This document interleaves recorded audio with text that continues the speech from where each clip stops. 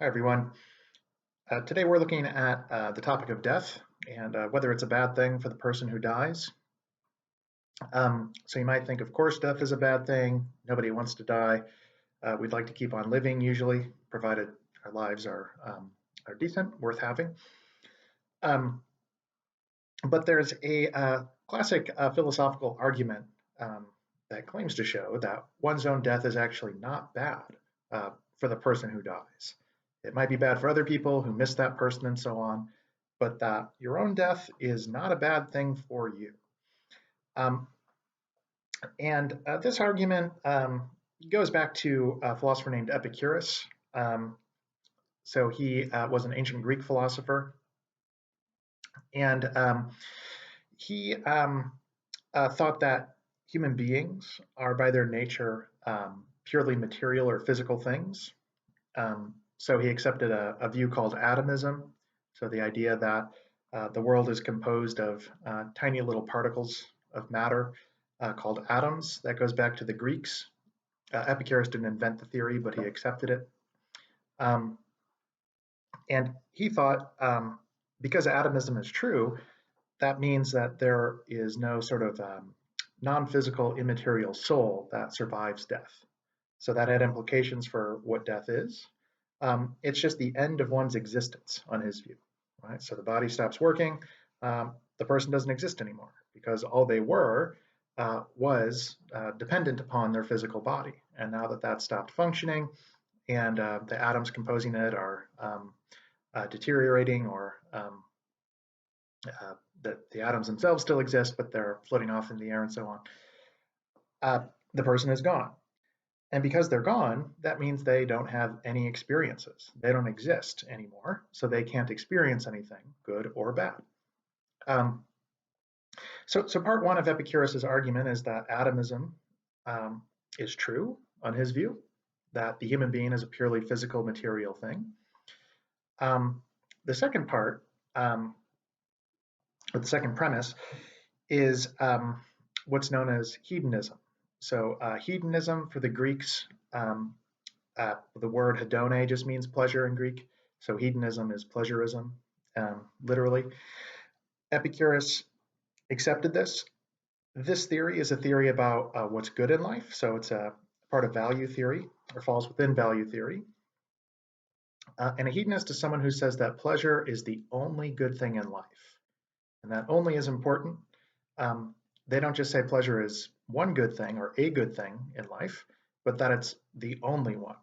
That everything that's good is good because it brings pleasure, either immediately or down the line somewhere. So we could have a section of the class just asking whether this is a good theory of the good life. Is this correct?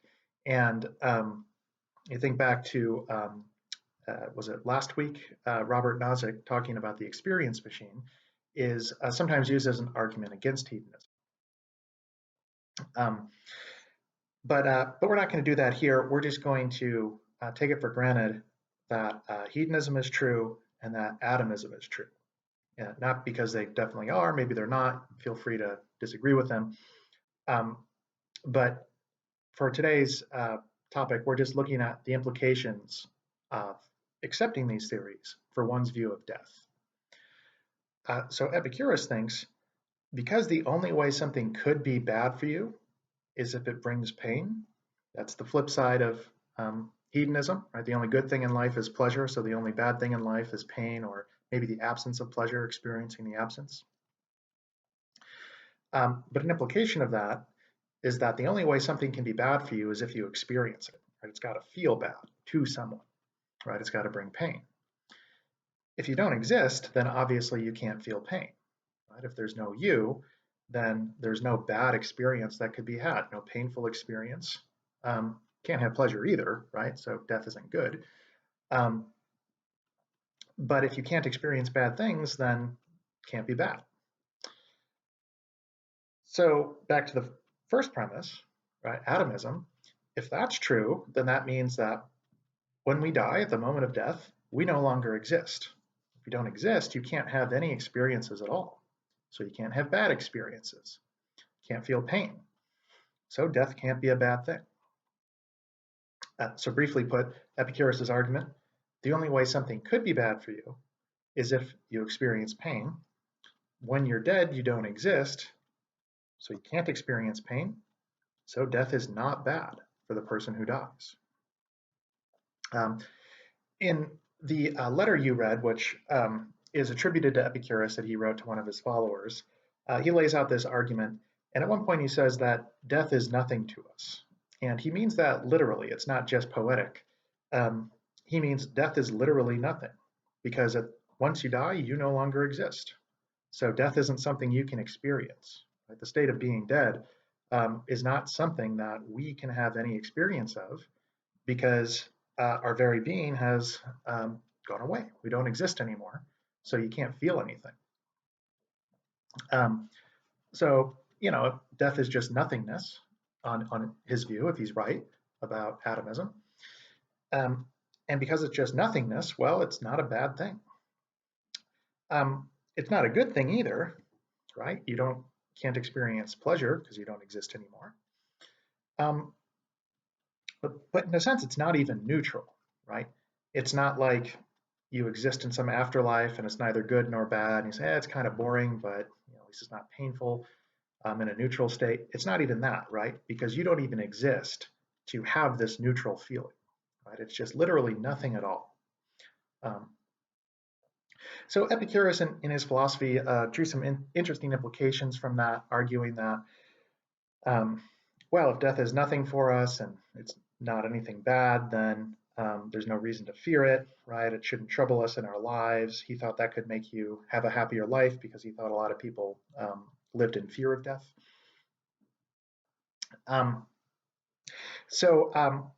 But we won't get into the ethical implications of Epicurus's views on death. Just be aware of his basic argument.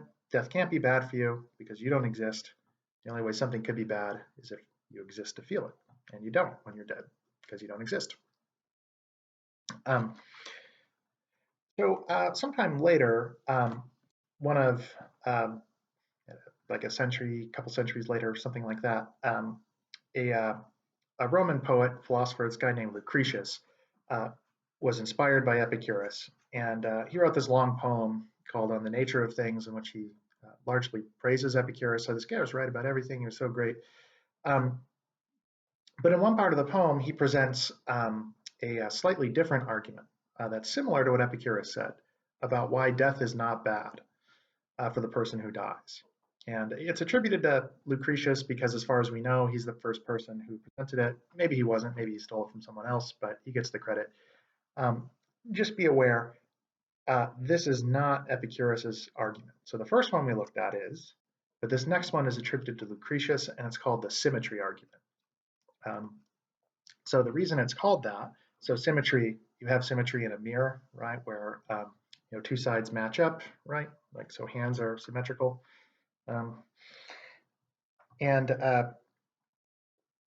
Lucretius made the argument that there's a symmetry between pre-life and post-life, right? So the time before you were born and the time after you're dead. It's symmetrical in the sense that it's time during which you don't exist. Right? So the universe existed for billions of years without me, and once I die, it'll, as far as I know, continue for billions of years without me as well. So in that sense, the time before my life and the time after it are symmetrical. They're the same in that sense. Now, Lucretius points out that nobody really regrets the fact that they weren't born earlier, right? Nobody looks at the billion years in the past during which they didn't exist and say, man, that's a real shame that I wasn't around. What a tragedy. So by the same token, he thinks that if we're consistent, if we're being rational, we shouldn't have negative views about the time after our life, because it's the same thing as pre-life, time during which you don't exist. If it's not a bad thing before you were born, then it's not going to be a bad thing after you're dead either. So there's no reason to be worried about it. There's no reason to fear death. Of course, you could be consistent the other way and say, oh yeah, maybe I should now feel bad about all that time before I was born. But Lucretius doesn't mention that possibility. He's banking on most people saying like, yeah, it's true. I shouldn't be any more troubled about the fact that I will cease to exist at one point in the future. That should trouble me no more than the fact that there were billions of years before I was born during which I didn't exist. That wasn't a bad thing. So how could the time after my life be a bad thing for me? Um, so it's similar to Epicurus' argument in some ways because it relies on atomism effectively, that we don't exist after we die or before we're born. But it's distinct from Epicurus' argument because Lucretius appeals more to consistency. He says, hey, the time before birth and the time after death are symmetrical, so we should therefore have symmetrical judgments about both. Time before life, not bad. Therefore, the time after life is not bad either. Before, not bad. Therefore, after, not bad. And that's his basic idea. So those are two classic arguments in the history of philosophy for why death is not bad for the person who dies. It's something that's a very common fear, right, that people don't look forward to. But if Lucretius and Epicurus are right, then we're making a mistake when we worry about it. There's nothing to worry about because it's not bad. So that sounds good. It's kind of comforting, right? So Thomas Nagel comes along to kind of wreck that for us and to get us to worry about death again. And took a, like 2,400 years or something like that. But he looks back at these arguments and he thinks that they fail. He thinks that they don't work. Nagel, who we've seen before from the book that we've read, and that was the source yet. So this is an article he wrote on death some few decades ago. And he makes the point that, or the argument, that you don't have to experience something in order for it to be bad for you.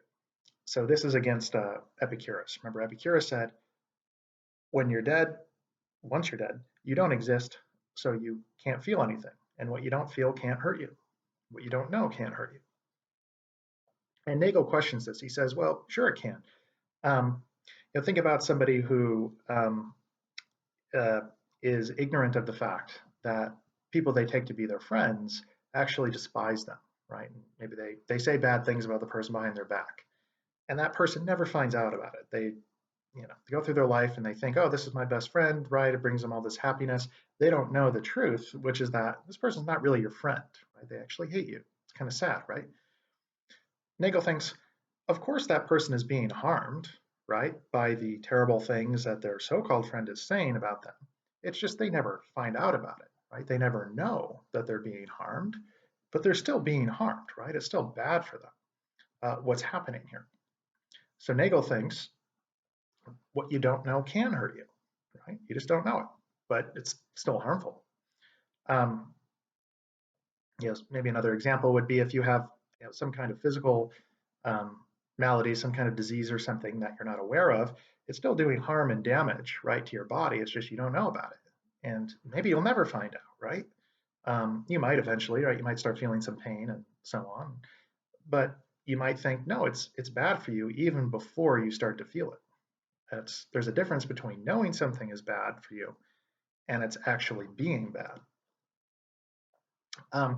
So Nagel thinks that death might be like this, right? Even if you accept the atomistic view that when we die, we cease to exist, there's no afterlife, which some people will question.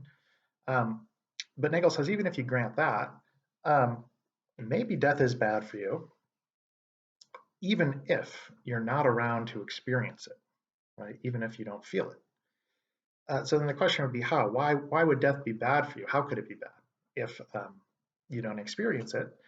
And Nagel says by the fact that it deprives you of future experiences that you could have had. So when you die, your timeline sort of comes to an end. And Nagel points out when that happens, your life's been cut short, right? You're now missing out on experiences, including good ones, that you would have had for another year, 2, 10, 50, if it hadn't been cut short. And he thinks it's bad that you're missing out on that good stuff.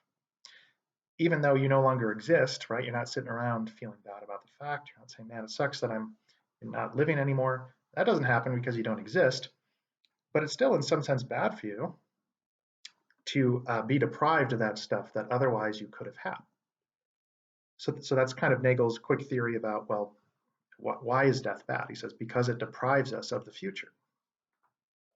I think Epicurus probably wouldn't be impressed or convinced by that. I think he would say, well, yeah, in some sense you've been deprived of the future, but so what? If you don't exist, it's not like it bothers you, right? It doesn't cause you any pain. It's not like you're sitting around feeling like, man, it's awful that I'm missing out on all these good things.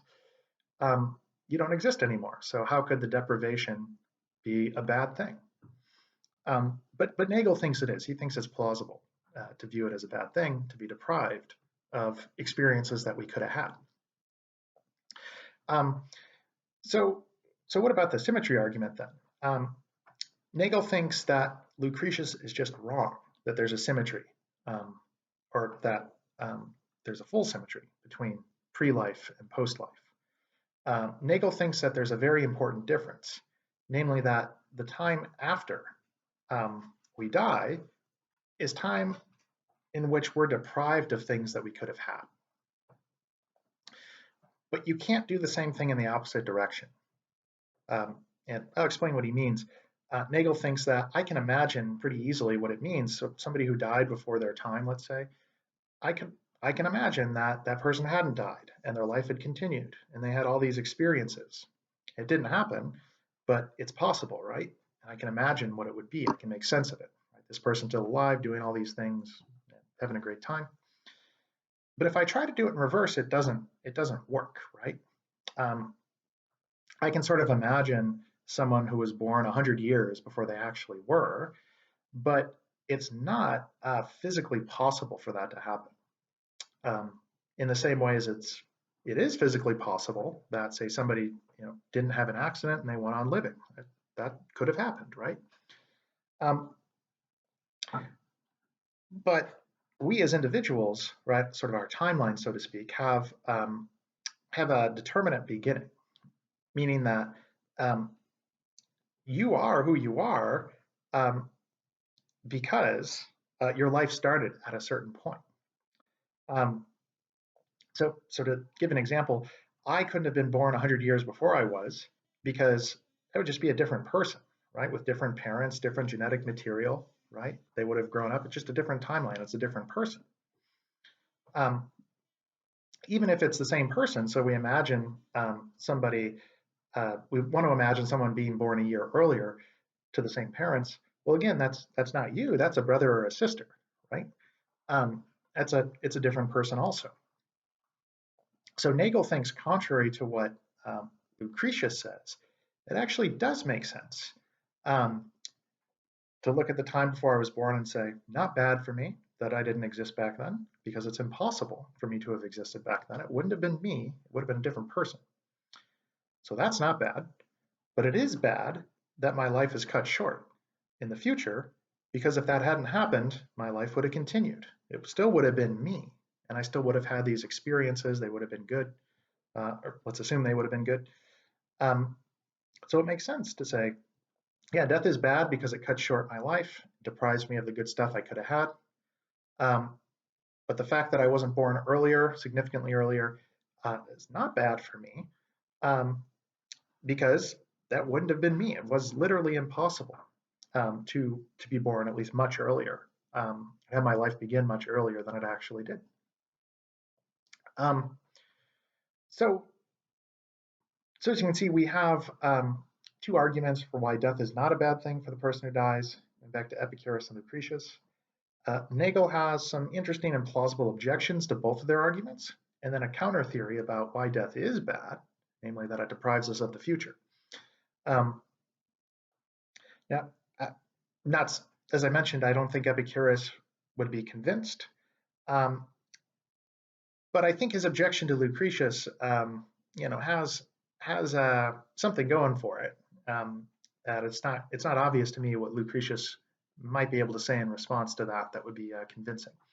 Epicurus could fall back and say, no, something that you never find out about, that never affects you at the level of experience, just not bad for you. So Epicurus might say, yeah, friends are saying bad things behind your back. That isn't bad for you.